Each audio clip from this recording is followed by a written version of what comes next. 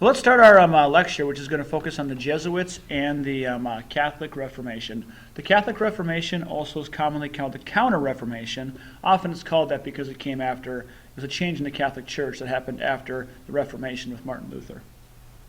First off, the Jesuits. The Jesuits grew out of the activity of a man named Ignatius Loyola, who originally was a Spanish soldier, who was a man who was going after the finer things in life and wanted glory in battle, until he was injured when a cannon was fired during the battle, and a ricochet from it ended up injuring very badly his leg.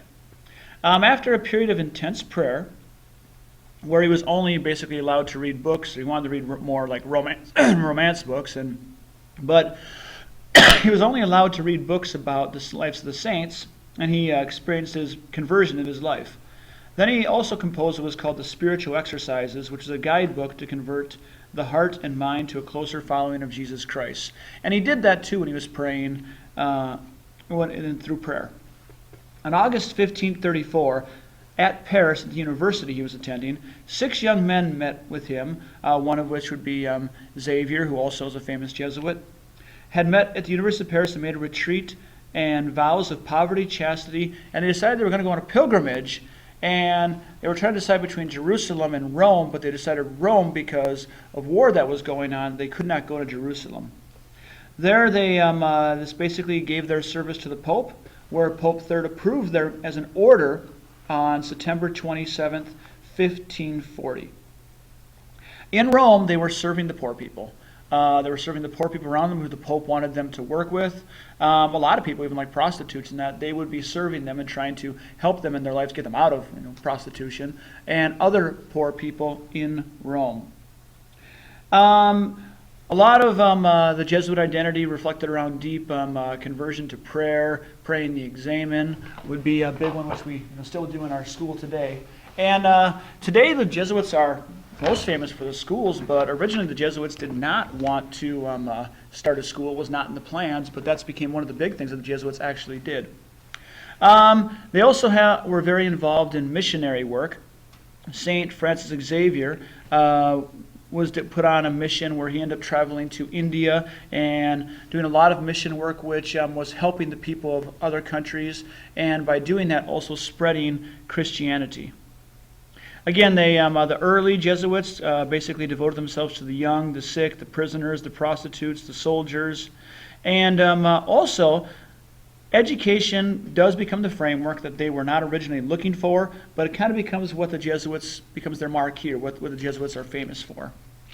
Also, during the Reformation, many of the Jesuits would debate many of the Protestant reformers in the church, and they would have many debates, and the Jesuits were very good at arguing the points to stick with the Catholic Church.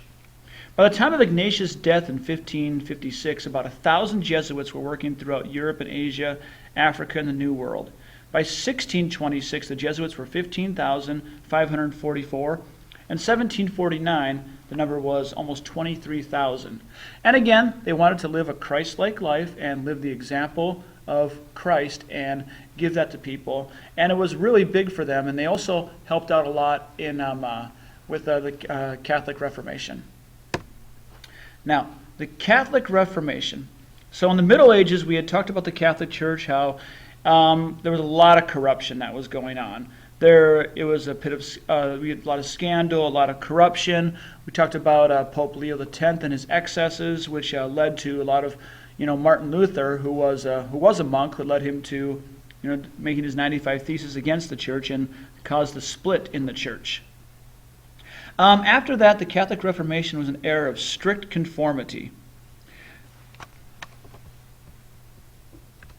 Many of the princes in Germany found that they could leave the church if they became Protestant, and they could actually leave the Holy Roman Empire. So many of them were resisting the Vatican and also the Holy Roman Empire. So in the Catholic Reformation, it was kind of, first off, was bringing Catholics back together.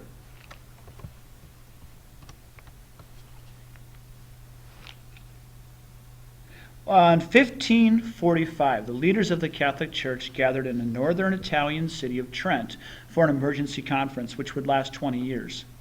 The aim of this was to regain the moral high ground and to show the superiority of the Holy Mother Catholic Church in wake of the Protestant challenge. There was a threat that the Catholic Church might be lost as Protestant churches continued to spread. After the 20 years of debate, the Council of Trent established the basis for the Catholic counterattack. Decrees were announced covering almost all aspects of church authority, from the holding of multiple offices to the chastity of priests, that priests must be chaste and cannot be married and cannot be having kids, which was happening, and monastic reforming of the monasteries. St. Ignatius Loyola was charged with forming the Jesuits, who was a group of missionaries whose task it was to reconvert the converted and to go out to other parts of the world and spread the message of the Catholic Church. During this time, there was also some things that were made, like there was the Index of Forbidden Books. The Index of Forbidden Books was published.